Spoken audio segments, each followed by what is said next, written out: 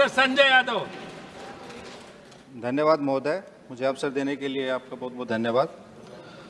महोदय, मैं कोई अर्थशास्त्री तो नहीं, लेकिन एनडीए बीते 10 वर्षों में एनडीए सरकार की आर्थिक नीतियों का हम विश्लेषण करेंगे तो हम पाएंगे कि इनकी आर्थिक नीतियां चंद उद्योगपतियों में उत्साह, आय और आशा बढ़ाती है, वहीं दूसरी ओर आम देशवासियों में गरीबी और निराशा का संचार करती है और यह निराशा को बढ़ाती है।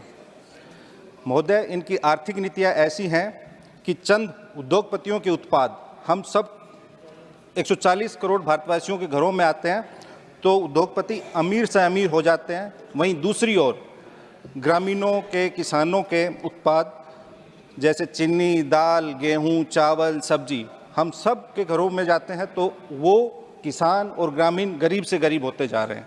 ये इनकी आर्थिक नीतियों की विफलता है और ये विचारणीय विषय है। इन आर्थिक नीतियों में बदलाव की आवश्यकता है। महोदय, जनसंख्या की दृष्टि से बिहार देश का तीसरा सबसे बड़ा राज्य है और सबसे अधिक युवा आबादी वाला भी प्रदेश है। बिहार में 15 वर्षों से अधिक एनडीए की सरकार है और दिल्ली में बीते 10 वर्षों से अधिक एनडीए की सरकार है। इस एनडीए सरकार ने बिहार को गरीबी, बेरोजगारी और पलायन का केंद्र बना दिया है। बिहार के किसानों की प्रति व्यक्ति आय देश में बिहार 28वें नंबर पे है और प्रति व्यक्ति आय में भी बिहार देश में सबसे नीचे है और गरीबी में भी बिहार सबसे नीचे है। इसलिए महोदय, मैं कहना चाहूँगा कि केंद्र और राज्य का रिश्ता जो है वो दिया और बाती और अंकुर और माटी का रिश्ता होता है। तो इन्होंने बजट में भी बिहार को छांट दिया, बिहार को कुछ नहीं दिया। जहाँ बिहार को स्पेशल अटेंशन की आवश्यकता थी, स्पेशल स्टेटस और स्पेशल पैकेज की आवश्यकता थी, वहाँ इन्होंने, इस एनडीए सरकार ने हस्तिनापुर की गद्दी के लिए पाटलिपुत्रा से मैक्सिमम सपोर्ट तो ले लिया, लेकिन बदले में बिहार को मिनिमम सपोर्ट भी नहीं दिया। बिहार में ना तो उद्योग लगाने का जिक्र है, ना कोई इंडस्ट्री क्लस्टर लगाने का जिक्र है। ये बिहार का दुर्भाग्य है कि कपड़ा मंत्री भी बिहार से हैं। प्रधानमंत्री जी की एक योजना है पीएम मित्र मेगा टेक्सटाइल पार्क। पूरे देश में 7 राज्यों में पीएम मित्र मेगा टेक्सटाइल पार्क लगाने की योजना है, लेकिन बिहार में एक भी टेक्सटाइल पार्क का कोई जिक्र नहीं है कहीं भी। महोदय, माननीय वित्त मंत्री जी यहीं बैठी हुई हैं, उनके संज्ञान में कुछ आंकड़े लाना चाहूँगा। बिहार का सीडीआर, क्रेडिट डिपॉजिट रेशियो, देश में सबसे कम है। यानी बिहार के बिहारवासियों के, आम बिहारवासियों से बैंक, कमर्शियल बैंक सबसे ज़्यादा वहाँ डिपॉजिट होता है, लेकिन बदले में उनको कोई कर्ज और ऋण नहीं दिया जाता।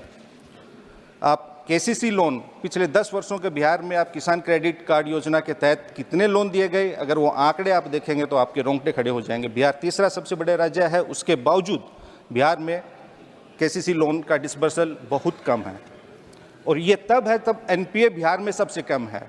यानी वहाँ के लोग डिफ़ॉल्ट नहीं करते, लेकिन फिर भी बैंकों का बिहार के प्रति नकारात्मक रवैया है। इस बजट में बिहार के लिए ना तो कोई नई ट्रेन शुरू करने का जिक्र है और ना ही कोई कारखाना। आखिरी कारखाना बिहार में 2004 से 2009 के बीच में जब आदरणीय लालू प्रसाद जी रेल मंत्री थे, तब उन्होंने 3 रेल कारखाने बिहार को देने का काम किया था। उसके बाद से बिहार में कोई कारखाना नहीं लगा। इन्होंने बिहार में agriculture, health and education sector में भी कुछ विशेष नहीं दिया, ना ही बिहार के सुप्रसिद्ध दुग्ध उत्पादों मखाना, मक्का, आम, लीची, केला इत्यादि को प्रमोट करने के लिए कोई प्रावधान और आवंटन किया, और ना ही बिहार में बंद चीनी मिलों का शुरू करने का कोई जिक्र है। चुनाव में प्रत्येक भाषण में दिल्ली से जब लोग बिहार जाते हैं तो हर बार आश्वासन देते हैं, वादा करते हैं, दावा करते हैं कि हम चीनी मिलों को शुरू कर देंगे, लेकिन कभी भी अभी तक 10 वर्षों में एक भी चीनी मिल इन्होंने शुरू नहीं की है।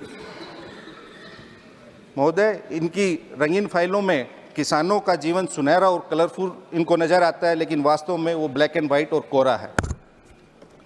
मैं सत्ता पक्ष के लोगों का वक्तव्य सुन रहा था, ये किसान के, आम आदमी के बारे में इतना कुछ कह रहे थे कि सब कुछ खुशहाल हो गया, संपन्न हो गया, किसान सर्वगुण संपन्न हो गया, उनमें इतनी खुशहाली आ गई, संपन्नता आ गई।